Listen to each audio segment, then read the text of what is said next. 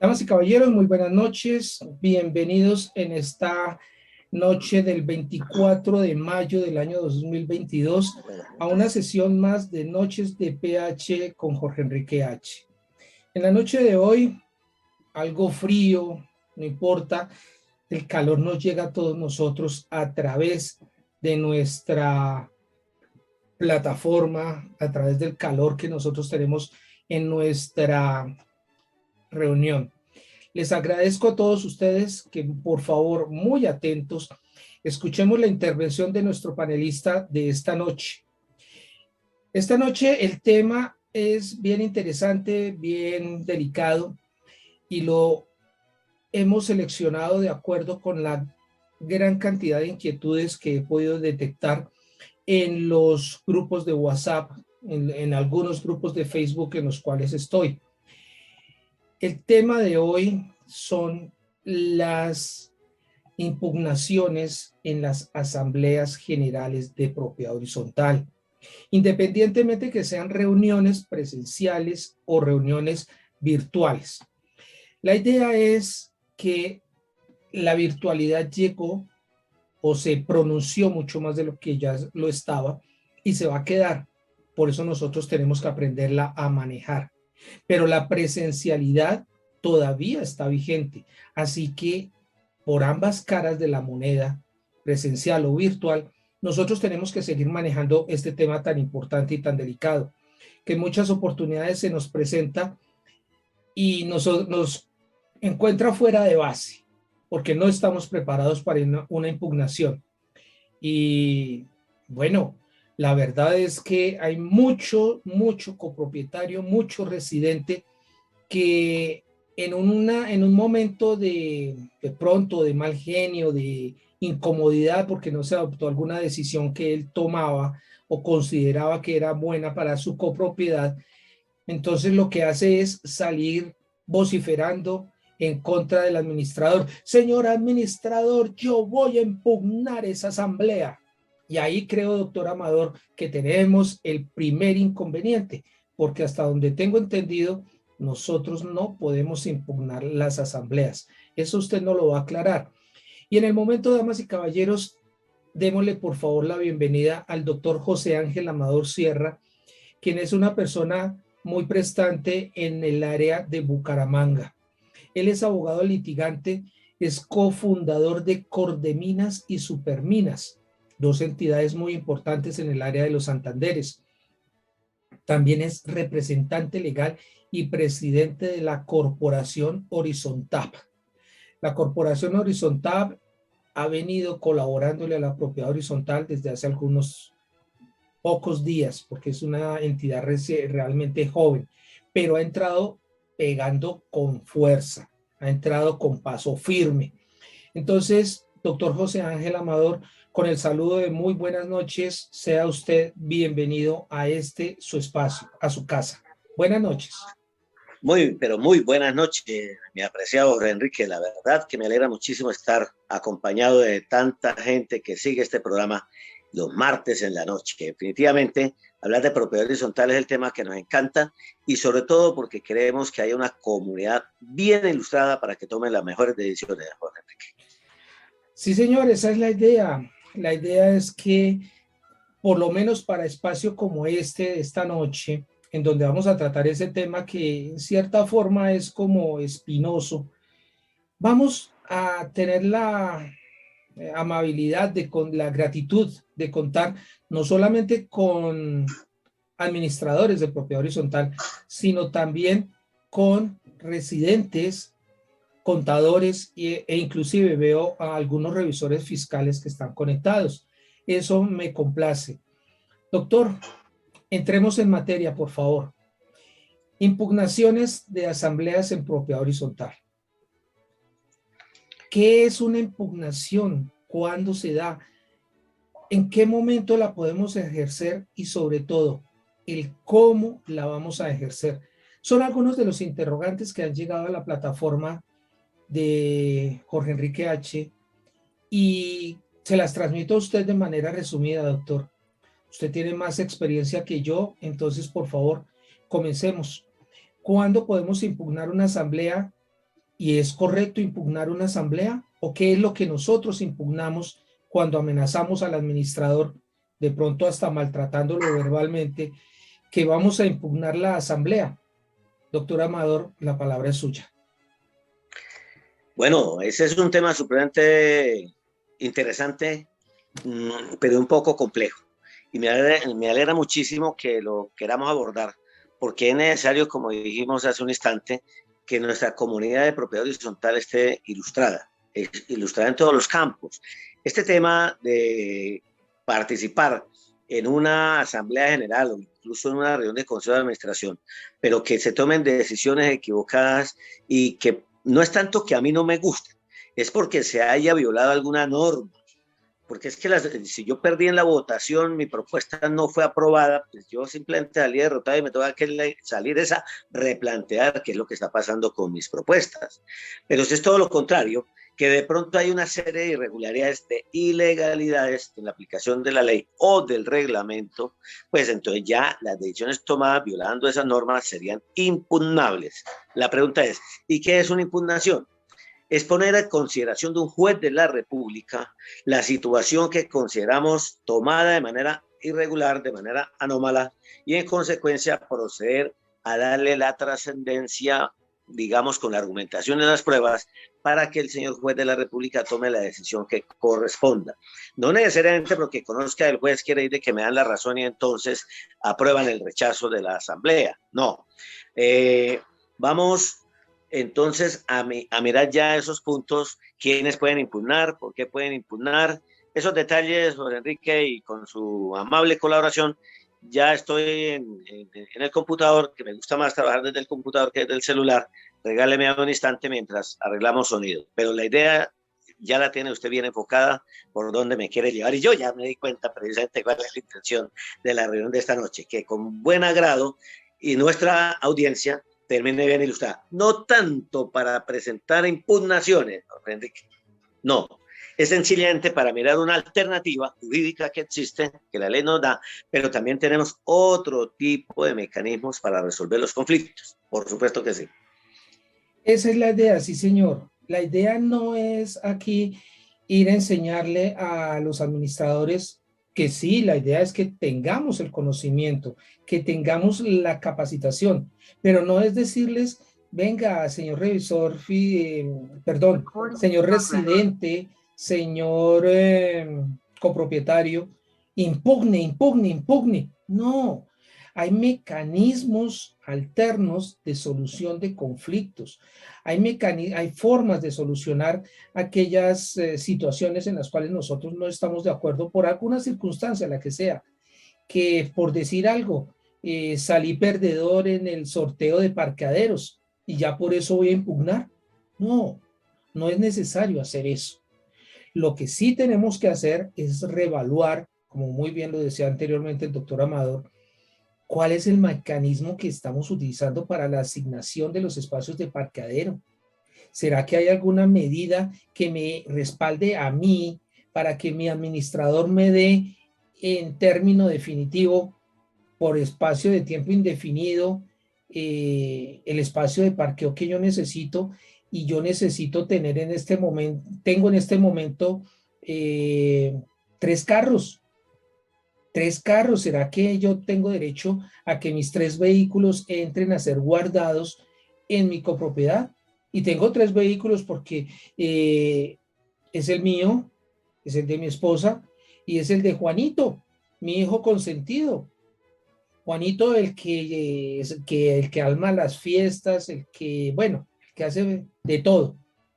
Entonces, ¿será que hay alguna circunstancia en la cual, porque yo no salí favorecido en ese sorteo, tenga que impugnar una asamblea?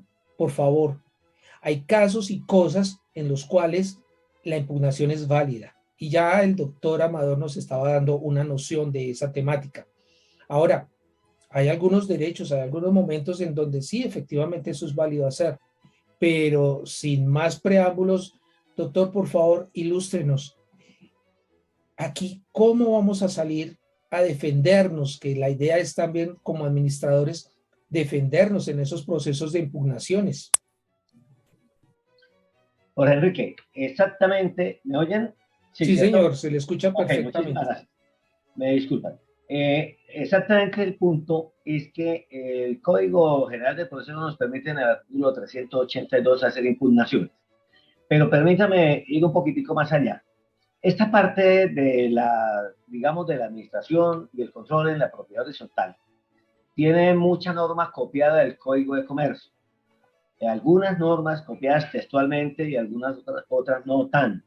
Entonces, allí efectivamente el concepto de la impugnación está establecido y se basa, por supuesto, en el mismo artículo, tanto para la, la ley 675 como para los accionistas. Un detalle muy importante. Propiedad horizontal es una persona jurídica sin ánimo de lucro, pero es de derecho privado. ¿Qué quiere decir? Que aquí impera la autonomía de la voluntad. ¿Cuál voluntad? La de los propietarios del conjunto, del edificio, del condominio. Si bien es cierto, la norma principal nuestra es la Constitución Nacional y hacia abajo nos sigue la Ley 675, la otra, la más importante, es el reglamento de cada edificación. Y en algunos reglamentos este tema está clarificado. En algunos otros ni siquiera se menciona. Entonces, ¿qué dice el artículo 49 de la ley 675? Que permite precisamente abocar ese trámite, porque hay necesidad de crearle, de darle, otorgarle a los propietarios mecanismos de, digámoslo así, de defensa de sus derechos. Y esos mecanismos de defensa de sus derechos es de lo que nos interesa trabajar esta tarde, porque así lo ha querido nuestro amigo Jorge Enrique para toda la amable audiencia, Jorge. Bueno, doctor, me deja usted sorprendido con eso que acaba de mencionar y no es tanto porque yo lo haya querido, es porque considero que a esta hora es cuando ya la gran mayoría de nosotros tenemos algo de tiempo disponible después de una larga jornada de trabajo como para dedicarnos a la capacitación y traemos temas que, como lo decía en un preámbulo anterior, se escuchan de discusión y son temas diarios en los diferentes grupos de WhatsApp e inclusive en algunas oportunidades en grupos de Facebook.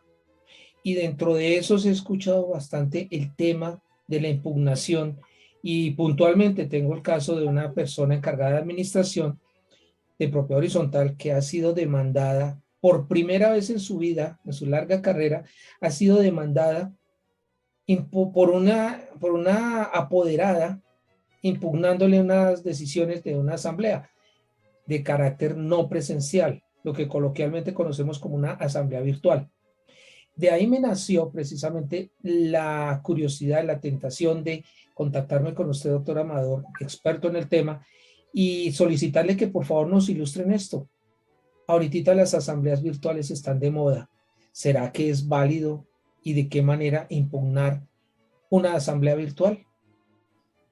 Correcto, Jorge. Entonces, vámonos a nuestra norma básica, que es nuestro reglamento, nuestra ley 675, y Sí, démosle una breve lectura al artículo 49, que nos dice, impugnación de decisiones.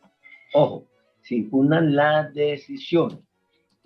Más adelante miraremos el Código General de Proceso que nos habla de actos y de decisiones, pero aquí estamos hablando específicamente de las decisiones. ¿Y quiénes pueden impugnar? El administrador puede impugnar, el registro fiscal y los propietarios de bienes privados. Fíjese que comienza por una clasificación muy importante. El administrador, claro, él puede en un momento dado considerar la necesidad de presentar una impugnación, incluso porque su consejo de administración así lo vio y le ordenaron que lo haga.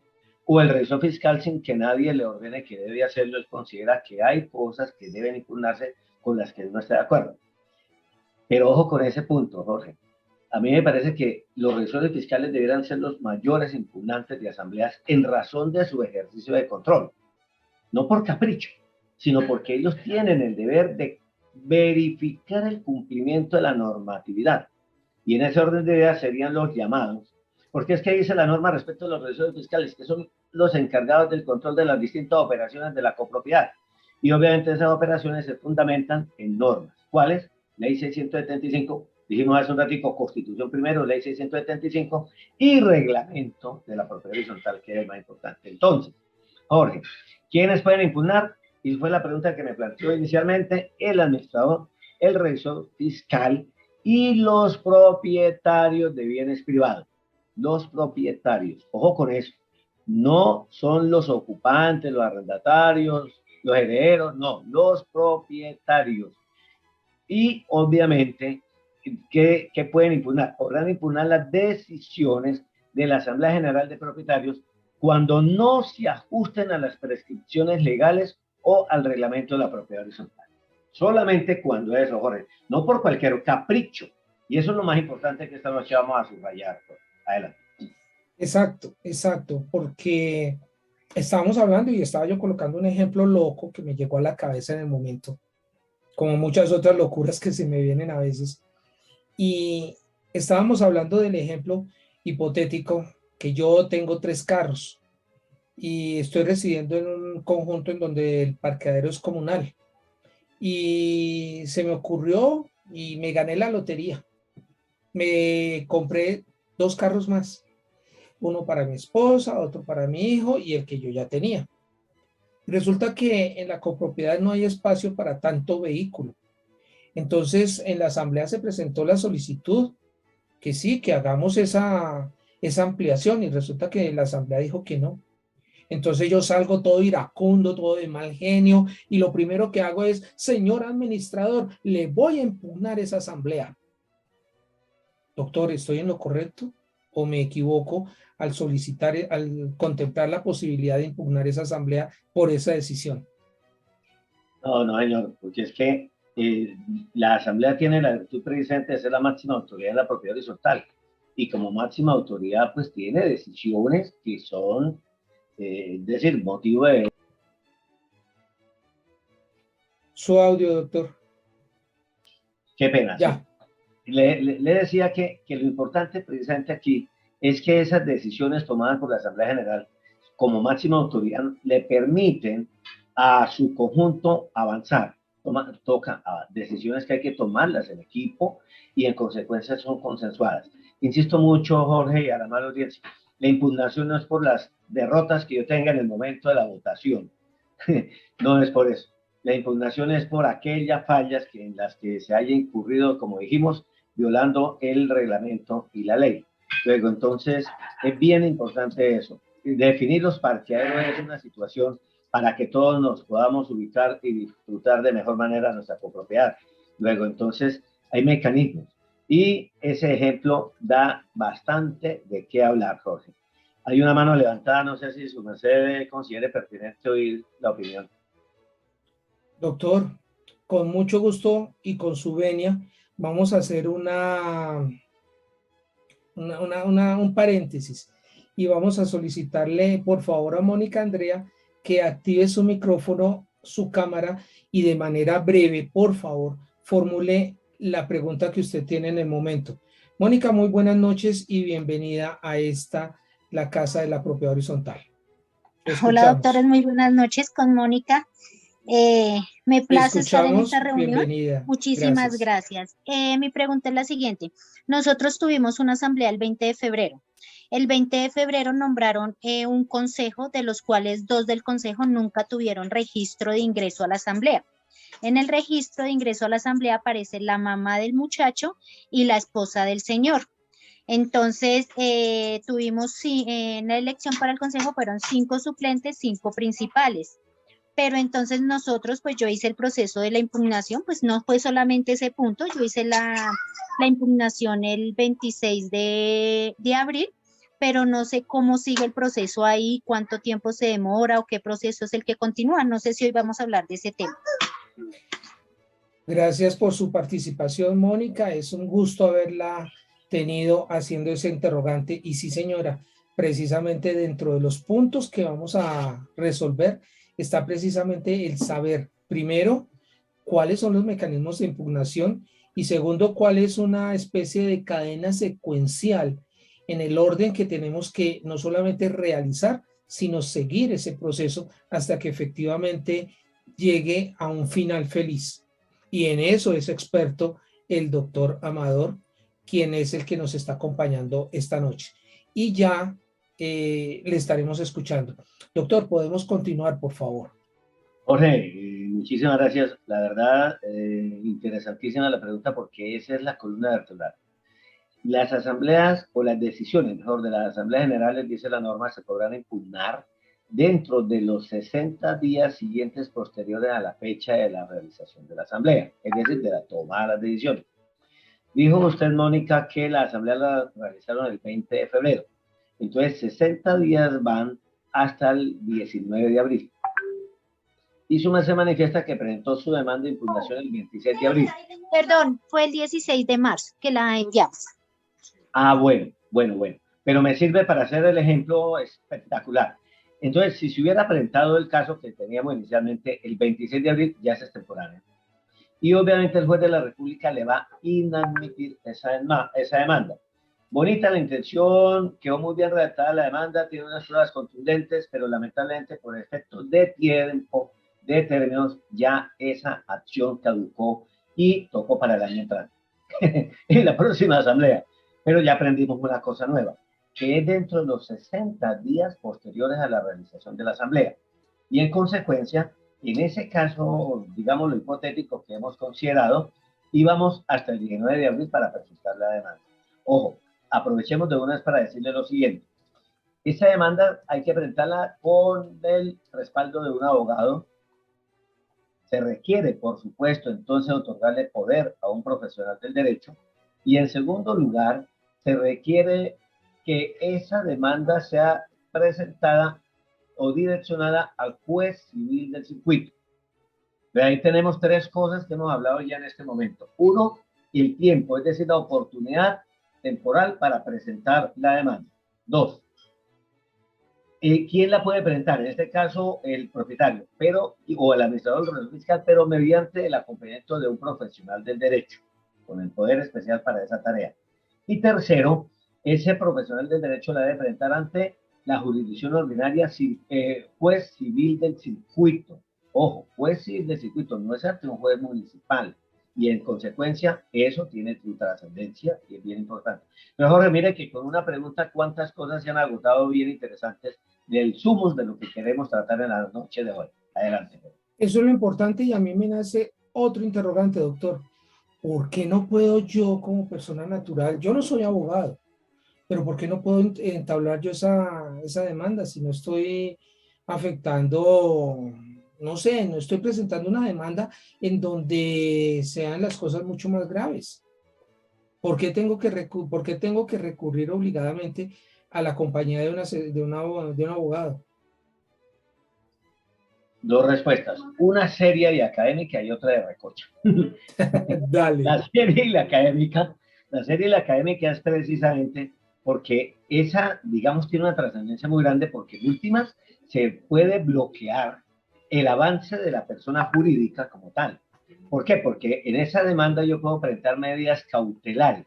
Es decir, señor juez de la República, para el inicio de este proceso, tome como medidas cautelares ordenar la suspensión de todas las decisiones irregulares que he presentado de demanda. Ejemplo. Y además, ordenen las medidas cautelares que usted, señor juez, considere pertinentes. Oiga, y lo sacó y bloqueó el conjunto. Y no se puede mover. Es más, es posible que si esas denuncias, demandas que presentó impugnación va contra decisiones del presupuesto, puede estar bloqueando el presupuesto y puede estar congelando los fondos de las cuentas del conjunto.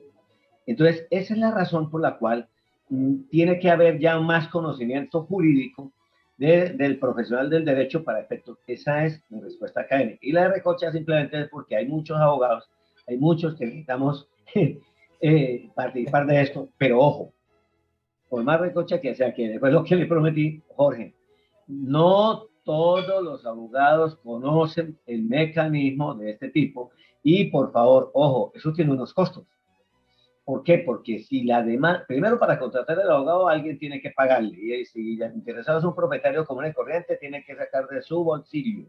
Dos, porque si además pierde la demanda lo van a condenar en costas y agencias en derecho y en consecuencia además lo que le pagó el abogado tendrá que pagarle a la contraparte que es su propio conjunto.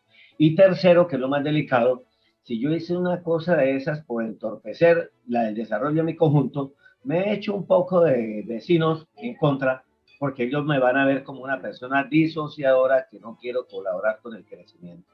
Miren esto, no es tan simple como parece y en consecuencia es mejor siempre estar respaldado de un abogado conocedor del tema, no que vaya a aprender con nosotros en una experiencia tan delicada como la que hemos planteado ahora. A mí me alegra estar recibiendo clases con usted, doctor, y hay algo que yo no le he podido entender a los abogados cuando uno va a presentar algún tipo de recurso, y es que, al igual que Marta Díaz, que lo está preguntando en plataforma, ¿cuáles son los días hábiles y cuáles son los días calendario? ¿Cómo hace uno para saber cuándo son los unos, cuándo son los otros? Y en el caso puntual de este tipo de demandas de impugnación, ¿cuántos días, o no, mejor, son días calendarios, son días hábiles los que tenemos que tener en cuenta para este punto? Bueno, Muy importante. aprovecho, perdón que lo interrumpa, doctor. Tranquilo. Aprovecho para recordarle a nuestros amables asistentes a la plataforma que al final de la reunión, con la venia del doctor Amador, con mucho gusto podremos conceder el uso de la palabra. En este momento, para poder conservar el hilo de la charla, vamos a continuar como hemos venido haciéndolo normalmente. Con mucho gusto, cuando terminemos la exposición, el doctor Amador, con su venia, responderá a algunos de los interrogantes que se han formulado hasta el momento. Por favor, vayamos tomando nota y con mucho gusto hacia el final vamos a concederles el uso de la palabra. Muchísimas gracias. Y doctor, ahora sí, acláreme por favor cómo es eso de los días hábiles, los días calendario y en qué momento se aplica el uno, qué momento se aplica el otro. Gracias. Jorge, papel y lápiz, por favor, a la amable audiencia, papel y Ya, lápiz. ya los Ya tengo tocamos listos. el primer artículo, ¿no? El Sí, 49 de la ley 675, que nos dijo que tanto el administrador como el asesor fiscal y los propietarios de bienes privados podrán impugnar las decisiones. Ahora vámonos al artículo 382 del Código General del Proceso. Por favor, apuntar, artículo 382 Código General del Proceso. Y él dice, impugnación de actos de asambleas, juntas directivas o de socios. Este artículo ya entonces no está solamente en propiedad horizontal, sino ya va mucho más allá. Y dijo, la demanda de impugnación de actos o decisiones, acuérdate que en la ley 675 habla solamente de decisiones. Aquí habla de actos o decisiones de asambleas, allá habla solamente de asambleas, juntas directivas, juntas de socios o de cualquier otro órgano directivo de personas jurídicas de derecho privado. Propiedad horizontal es persona jurídica de derecho privado. Solo podrá proponerse so pena de caducidad dentro de los 2 meses siguientes a la fecha del acto respectivo y deberá dirigirse contra la entidad. Entonces respondo a la pregunta de Jorge Enrique. En este caso específico, la impugnación de asamblea dijo dentro de los 2 meses siguientes, coger el almanaque y contar. Ya dimos un ejemplo. Si la asamblea se hizo el 20 de febrero, el máximo plazo que tendríamos, Jorge, era hasta, según el almanaque que tienes ahí en la mano. Entonces, la asamblea se hizo el 20 de febrero, ahí se cometieron los errores que vamos a impugnar. ¿Hasta sí. cuándo tenemos? Si nos dijo la norma que son 2 meses. Febrero hasta el 19 de abril. 19 de abril, Sí, exactamente 2 hasta meses. ahí. No Hasta ahí puede ir un sale. día más. ¿Por qué? Porque ya se pasó de los 2 meses. 20 de febrero al 20 de abril ya tiene un día más de los 2 meses. Ojo con eso. Mucha gente se confía y cree que va de 20 al 20 y en consecuencia se contaron los 2 meses. Entonces, primer respuesta a su pregunta, Jorge, cuando no habla concretamente de meses, eso es el almanaque y no hay pierde. Segunda pregunta, ¿cuándo se trata de días hábiles? Cuando diga la misma norma exactamente el término, 5 días hábiles. Si le dijo 5 días hábiles, entonces van los hábiles. Y bueno, ¿cuáles son los hábiles? Ahí ya viene otra discusión. Días hábiles normalmente en el sector público van de lunes a viernes. Y en el sector privado incluye el sábado. No se incluyen domingos y festivos. Entonces, esa es una discusión bien interesante. Pero cuando nos dice simplemente días, ya se consideran días calendario. Ojo. Entonces, siempre será hábiles cuando nos diga 5 días hábiles, 10 días hábiles. 30 días hábiles. Si nos dijo simplemente 30 días, está refiriéndose a días calendario. Entonces, ese cuidado hay que tenerlo siempre en la interpretación de normas. Jorge, si usted no me lo recuerda, la verdad no lo hubiéramos tocado esta noche, pero por ahí es que comenzamos a precisarle a nuestra amable audiencia, porque lo que queremos es que todo lo que ustedes realicen en compañía nuestra o nosotros en compañía de ustedes siempre esté bien elaboradito y con los mejores resultados, Jorge. ¿Te parece? Me parece bien. Eso, haciendo una especie de resumen, doctor, de lo que hemos hablado hasta el momento. En primera instancia, se requiere abogado. No hay tutía que valga. Segundo, se puede presentar por 3 personas: el administrador, el revisor fiscal o cualquiera de los propietarios. Ahí me nació una pregunta que se me estaba quedando entre el tintero. ¿Será que si yo le concedí poder amplio y suficiente y notariado y todas esas cosas a un representante mío para que asistiera a esa asamblea, ese representante mío puede impugnar la asamblea? Jorge, interesantísimo. Vea usted, no se me ha pasado por la cabeza, pero la respuesta sería del siguiente tenor. Si ese poder para participar en la asamblea, que es especial, amplio y suficiente, le dice, y para impugnar las decisiones conforme al artículo 49 o conforme el 382 del Código Penal del Proceso, lo habilitó. Y él no es propietario, es un vecino que viene de otro conjunto y se Sí, presentó en la asamblea, pero él tiene las facultades. Pero como no es abogado, sí, tiene que contratar el abogado. Y como él tiene ese poder, podría, bajo ese poder, ampliar y él, ese apoderado, otorgarle poder al abogado. Esa sería una posibilidad. Y estamos hablando de casos de aquellos propietarios que no viven en el país y que hacen el trámite de un poder y apostillarlo y todo lo demás, eso tiene unos costos muy altos. Entonces es posible que haya en las asambleas generales personas que van con un poder especial amplio y suficiente para esa asamblea, pero hay otros que van con un poder general otorgado mediante escritura pública para los casos de esas personas que residen lejos y que no pueden participar, Jorge, y que sería muy específico. Muy bueno lo apunte. Oiga, esto nos estamos de verdad metiendo en temas bien, bien importantes que solamente con el cuestionamiento de todos ustedes permite que ahondemos en todos los detalles necesarios para mejorar. Y en consecuencia estoy muy contento con esta reunión esta noche, por ese motivo.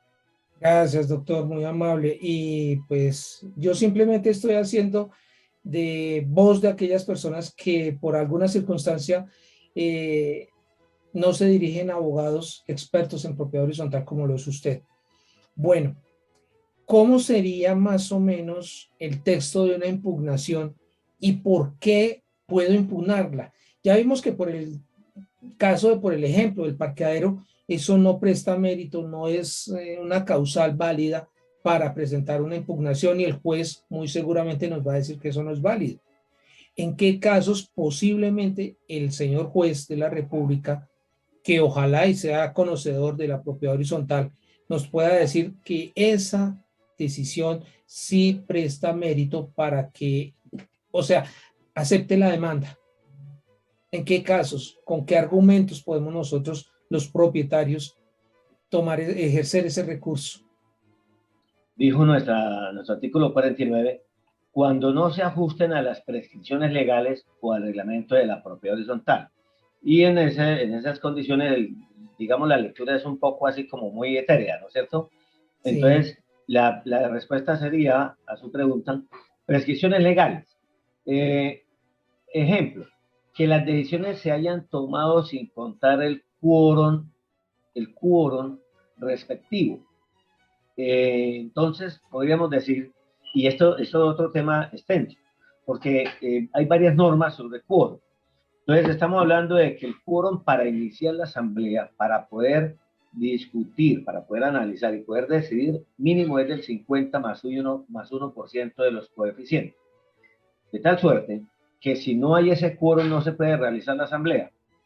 Pero hubo el quórum y necesitamos tomar una decisión y en consecuencia esa decisión se votó con el quórum respectivo, no pasó nada, así yo sea el perdedor y haya quedado de mal humor, no tengo por qué impugnar porque la decisión se tomó correctamente. Pero resulta que por alguna circunstancia decidimos cambiarle el uso del suelo a un sector de la copropiedad. Consideramos que en ese sector puede hacerse alguna, digamos, convertir ese salón en un lugar de conferencias alquilable y todo lo demás, y entonces queremos que la Asamblea General decida, tome esa decisión.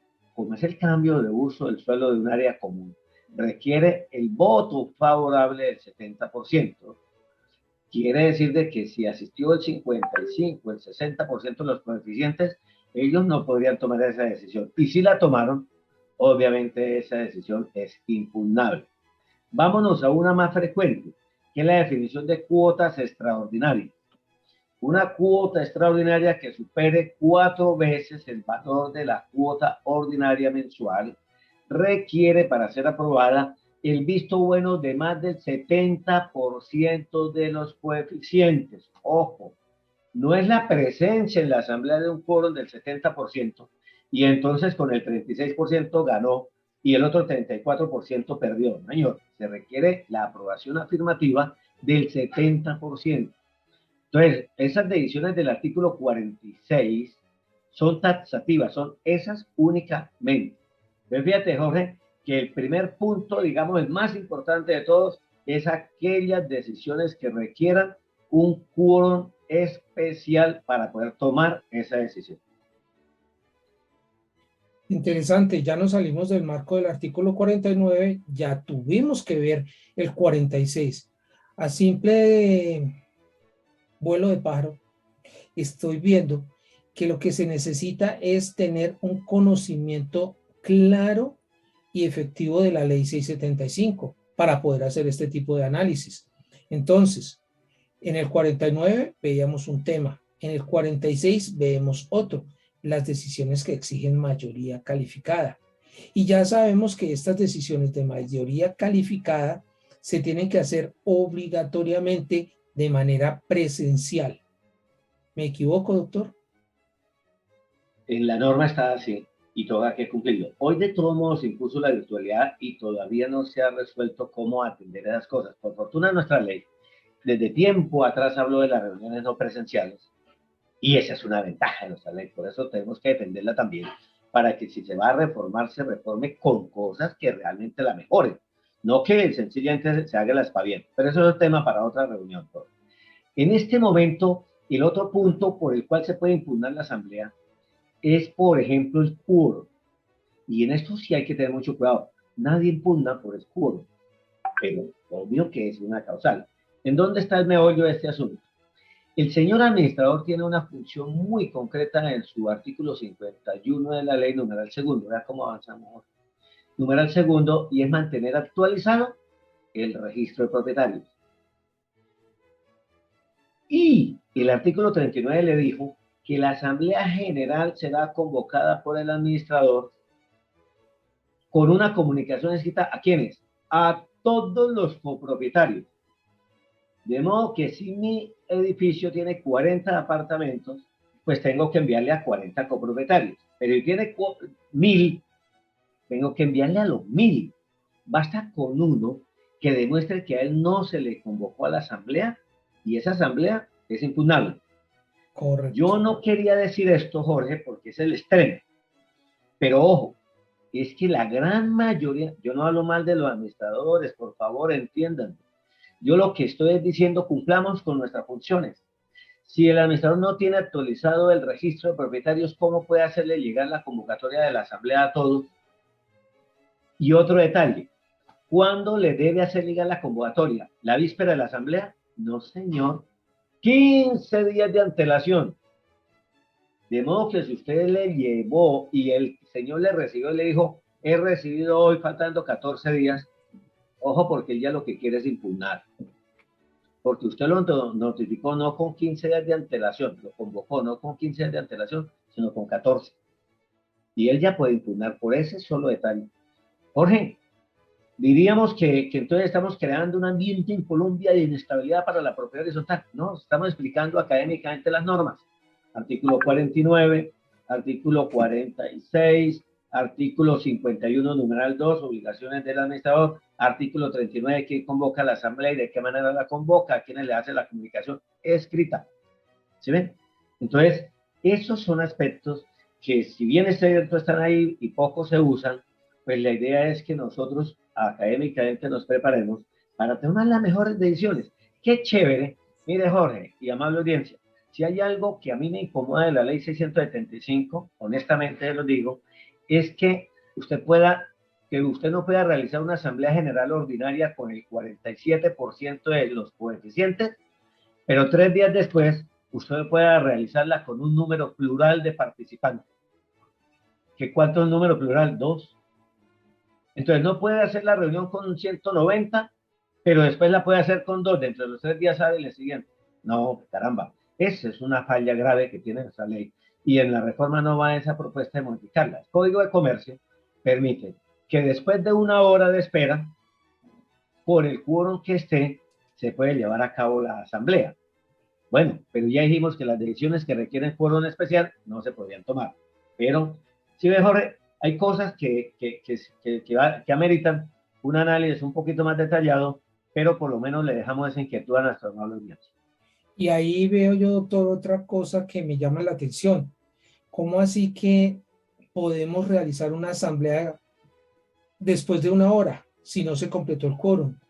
Y digo yo, hombre, si la asamblea estuvo citada para las 7, a las 8 no había quórum, ¿cómo voy a esperar 1 hora el mismo día en el mismo lugar y a las 9 ya esté yo teniendo la capacidad de sesionar con la cantidad de personas que existen, que estén presentes en el momento?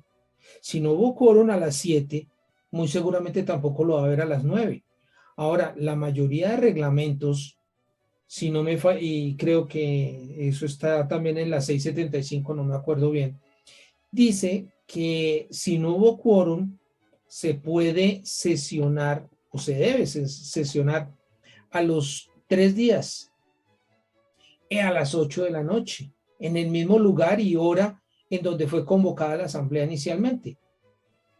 Entonces ahí me nace como una inquietud. ¿A quién le hago caso? ¿A la norma que muy amablemente usted nos estaba citando o a lo que dice la ley 675? No hay duda. En este momento es la ley 675 y nuestro reglamento, y no se puede violar. Es el tercer día hábil después de la primera convocatoria. Y en la convocatoria debe decirse eso. La fórmula debe decir, si entonces el día de la primera convocatoria, que fue el 1 de marzo, no hubo quórum, entonces el tercer día hábil posterior, entonces dijimos que el lunes 1 de marzo se convocó la primera vez y no hubo sino el 38% de los coeficientes. ¿Cuándo es el día siguiente? Martes, miércoles y jueves. El jueves, y la norma exigente, en las instalaciones de la edificación y a las 8 de la noche. El Código de Comercio lo coloca a las 10 de la mañana. Entonces, como la norma de donde hemos copiado buena parte de nuestra normatividad viene del Código de Comercio, allá en ese tipo de sociedades comerciales ya hay otro tipo de normatividad. La nuestra, Jorge, eso sí no tiene discusión, pide que la segunda convocatoria sea en el tercer día. Luego, entonces, no se cuenta el domingo, pero se cuenta el sábado para llegar a ese tercer día. Sí, señor. Por lo que estamos en el sector privado. Sí, correcto. Totalmente de acuerdo. Sí. Bueno, doctor, la ley me dice que a los 3 días, pero resulta que en mi reglamento dice que no, que a los 5 días. ¿A quién le hago caso yo? A la ley. A la ley. Un detalle importante, y es otra de las que usted definitivamente usted lo hace por echarme, me da la impresión, Jorge. Mire usted esa pregunta. Mire usted que tiene ahí su enjundia bien interesante.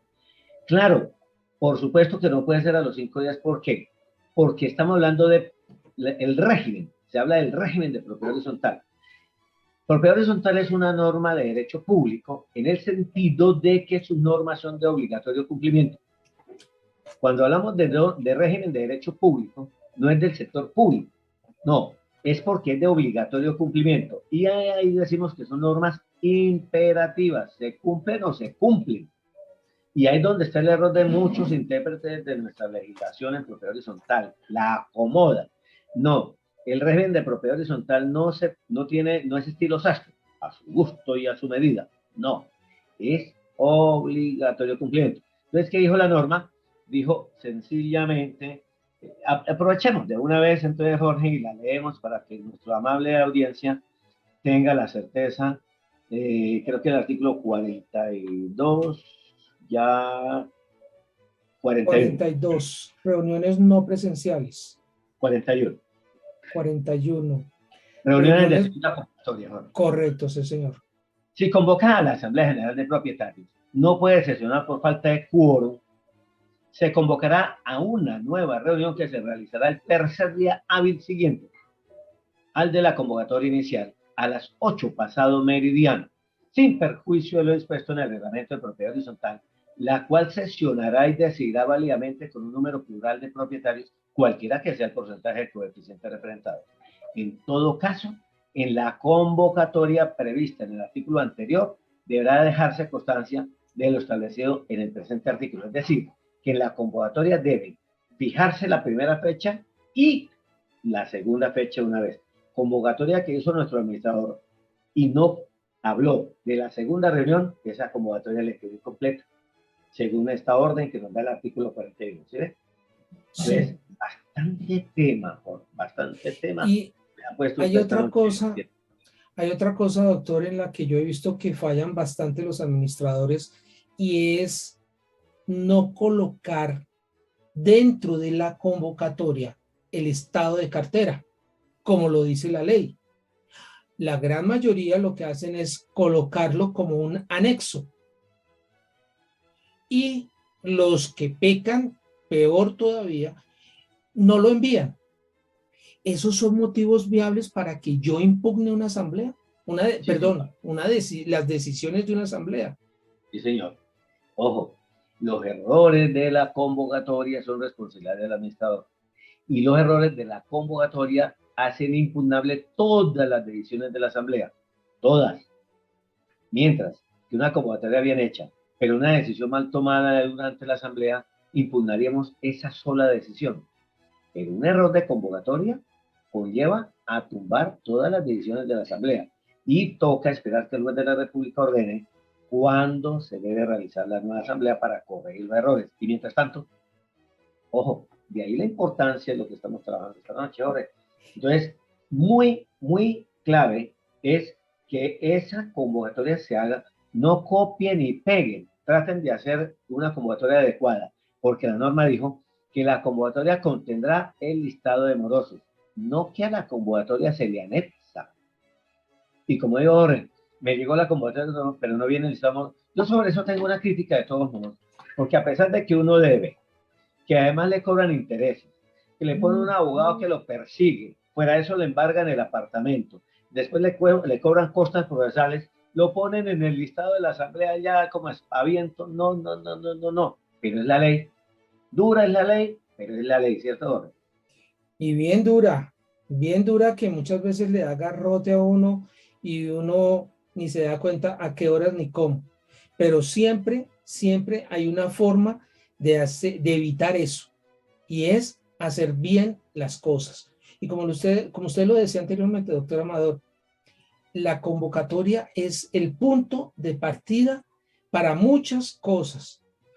Por ejemplo, para evitar impugnaciones o para realizarlas. Mucho he sostenido yo, y gracias a usted por darme esa confirmación, que el estado de cartera debe estar incluido literalmente, como lo dice la ley 675, dentro de la convocatoria, no en anexo, ni mucho menos que no se envíe. Y vea, pues yo no había caído en cuenta que ese es un motivo de impugnación de una asamblea.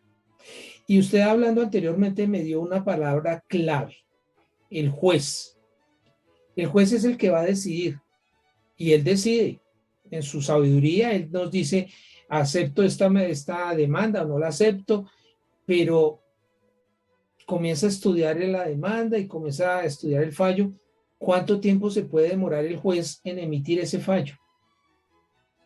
Entonces ya comenzamos a hablar con la FEA.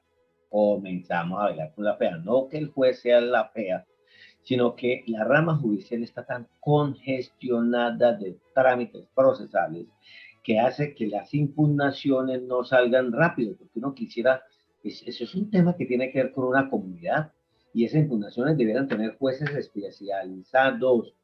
Yo pienso que Colombia requiere ya una justicia especializada en propiedad horizontal, así como lo hay en familia, como lo hay en derecho laboral, como lo hay en penal, como lo hay en derecho comercial y como lo hay en los demás derechos internacionales y demás.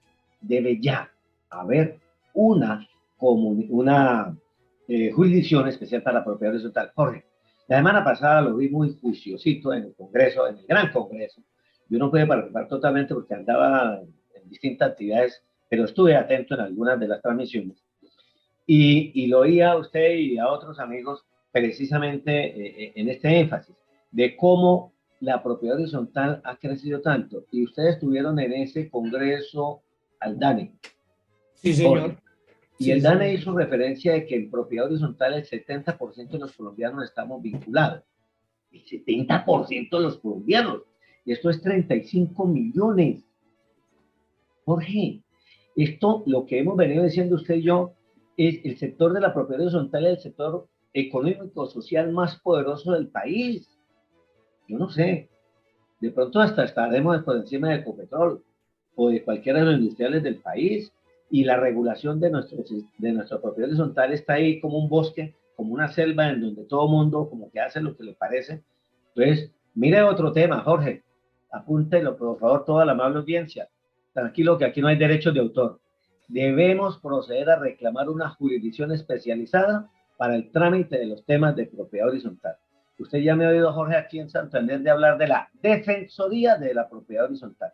¿Por qué? Porque somos autorregulables, somos derecho privado y el Estado no se puede meter en nuestras decisiones.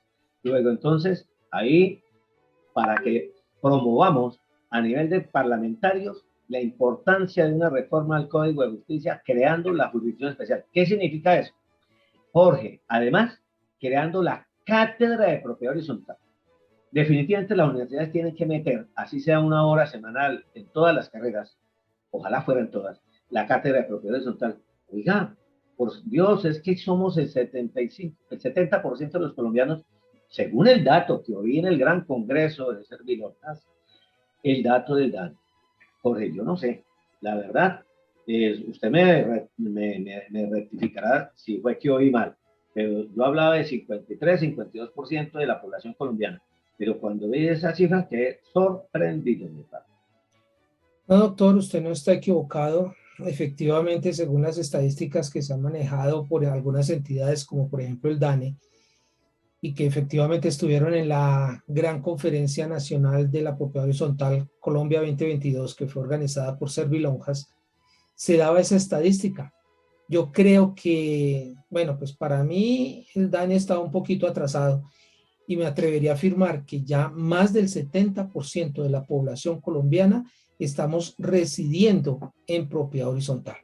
Pero somos el sector más olvidado, tanto así que nuestros impuestos no se ven y en un solo lote de terreno se pueden estar recaudando 30, 40, 50, 100 veces o más unas valiosas cuantías en carga impositiva.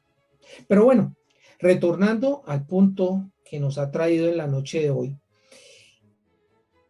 impugnaciones en asambleas, de las decisiones de asambleas.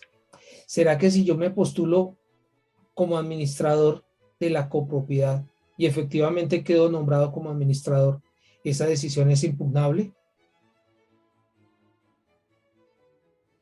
Jorge, pero en esa partita sí me gustaría que me la retirara. Si usted postula siendo Bueno, propietario o en la sí. asamblea.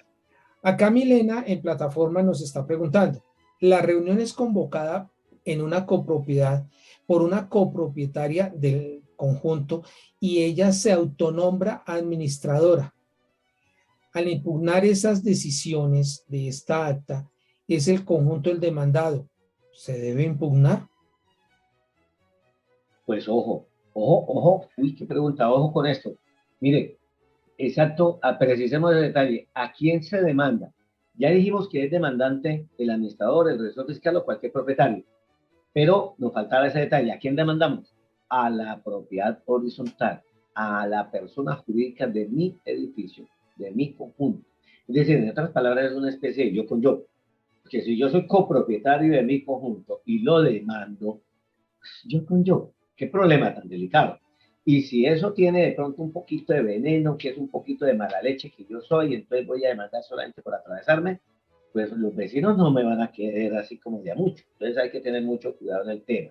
La pregunta específica, si el propietario convocó la asamblea, no, qué pena, ningún copropietario puede convocar solo. Lo debe convocar, debe pedirle al administrador, al consejo. Entonces, ojo con esto. Las asambleas ordinarias anuales las convoca solamente el administrador. Las asambleas ordinarias solamente las convoca el administrador. ¿Que quién le orienta al administrador? Que él, por motu propio, el revisor fiscal le puede decir, oiga, es bueno que convoquemos una asamblea ordinaria para que tratemos estos asuntos, o el consejo de administración lo puede definir, o un propietario. Señores, a mí me parece que sería bueno que se hiciera una asamblea ordinaria para efectos de tratar el tema de los parqueaderos, de los que Jorge ha venido hablando en una conferencia que hablaron la otra noche. Y se puede. Pero ¿quién convoca? El administrador. Otra cosa son las extraordinarias. Como estamos hablando de ordinarias, entonces en ese orden de ideas, esa asamblea convocada por ese propietario y realizada, incluso con quórum, esa ya es una asamblea impugnable. ¿Por qué? Porque no fue convocada por el que le corresponde convocar. ¿Sí? Y si además era con un interés propio de autoelegirse, de hacerse elegir el presidente de consejo o administrador, eso se puede dar en propiedades pequeñas, en donde ese tipo de situaciones ocurren. Pero bueno, si no hay consejo de administración, diría uno, vaya y venga. Pero en todas esas propiedades, de todo modo, hay un representante legal y en consecuencia, él es el que puede convocar. A propósito, ya que metí el tema. ¿Qué dice el artículo 39? La asamblea será convocada por el administrador. Pregunta para preparatorio para acolchar a los estudiantes de Derecho. ¿Será la asamblea, debe ser convocada por el representante legal? No. El artículo 39 dijo por el administrador. En algunas otras partes habla del representante legal.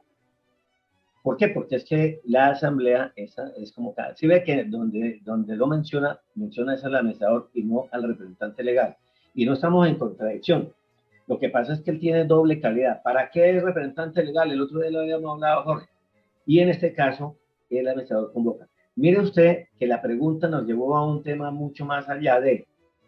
La pregunta de la señora nos decía que si podría convocar y prácticamente postularse para ser el administrador. Ahí hay conflicto de interés.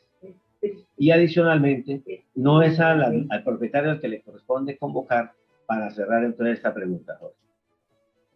Interesantes respuestas que estamos recibiendo del parte del doctor Amador en la noche de hoy. Nacen muchas otras, como por ejemplo, en una reunión de asamblea de carácter virtual. Hablemos de una presencia de 300 personas en plataforma. ¿Será que si a una sola, por cualquier circunstancia no negativa por parte de los organizadores de la asamblea, no se puede conectar, esa persona que no se pudo conectar a la asamblea no presencial, puede impugnar la asamblea? ¿Toda la asamblea? Yo pienso que no. Aunque la ley no lo permite, a la hora de la verdad, a él no se le habrá denegado un derecho fundamental que es la de participación y decisión. Derecho fundamental. Y uno diría, teóricamente sí puede impugnar.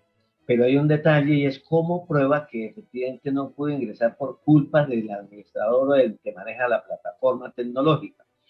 Y no fue por falla del internet de mi residencia. Entonces, ahí hay situaciones de carácter probatorio.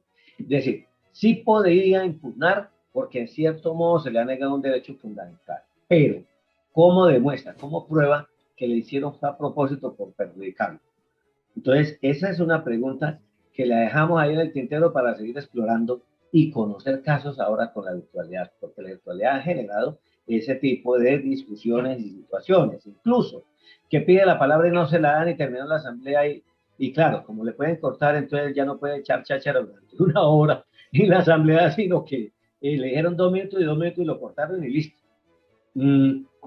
repito, Jorge, para responder con claridad su pregunta. Sí, técnicamente se puede impugnar, pero el tema ya es la prueba. ¿Por qué? Porque el juez de la República tiene que profundizar, porque él no puede llegar a que esta situación corresponda de pronto a un capricho del impugnante y no a una realidad. Esa es la situación. Hay que ver los caprichos de las personas que están impugnando las decisiones de las asambleas.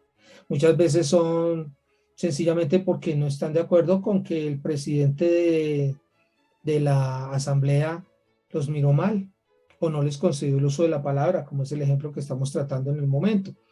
Ahora, doctor, el tema de los poderes también es completamente delicado y tengo la siguiente situación. Un propietario está en mora, pero resulta que para asistir a la asamblea le concede un poder amplio y suficiente a otro apartamento. Y en ese poder no se menciona nada, no se dice nada de participar en el consejo ni nada de eso. Pero resulta que en el desarrollo de la reunión, la persona quedó electa para ser miembro del consejo de administración. ¿Será que esa decisión, esa postulación de esa persona se puede anular mediante una impugnación, por ejemplo? Creo que no. Y eso depende del reglamento de esa edificación, porque la ley, me han consultado mucho ese punto y le busco a la ley a ver dónde está la comba y no la encuentro. Los morosos en propiedad horizontal están en dos artículos. Uno, en el artículo 39 de la convocatoria, respecto que dice que hay que hacer la relación de morosos en la convocatoria, que ya lo tratamos.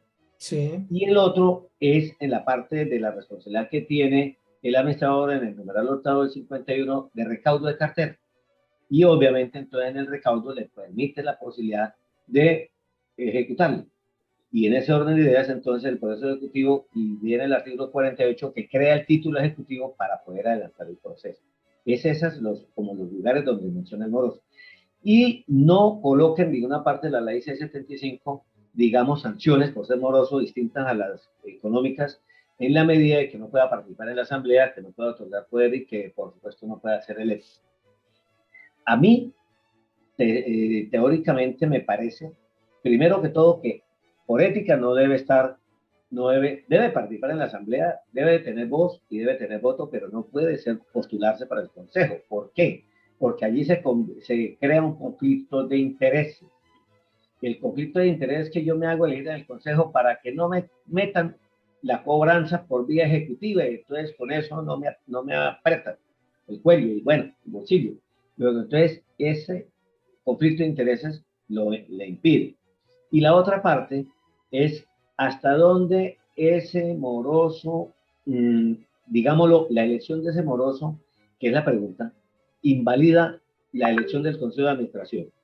A mi juicio, si no está esa prohibición en el reglamento de la respectiva copropiedad, no es impugnable la asamblea por esa decisión, por ejemplo.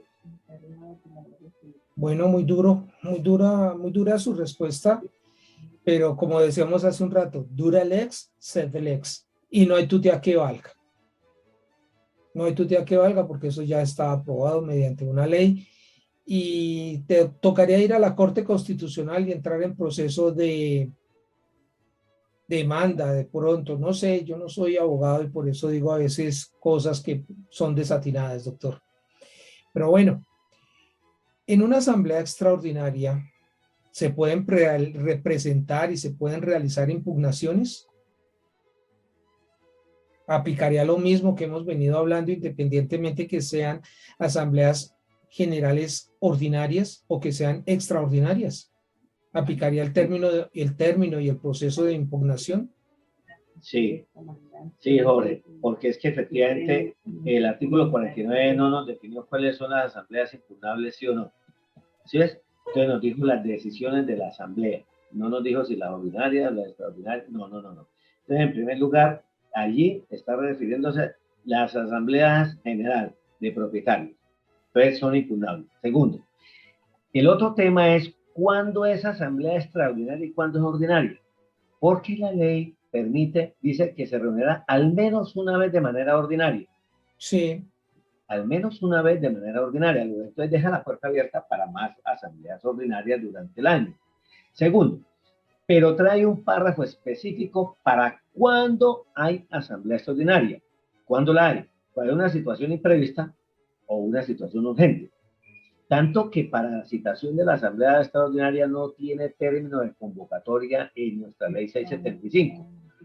Si es extraordinaria es porque tocó para mañana, no para dentro de un mes. ¿Quién dijo que una asamblea extraordinaria para dentro de 15 días? No, no, ya no es extraordinaria, ya no es urgente.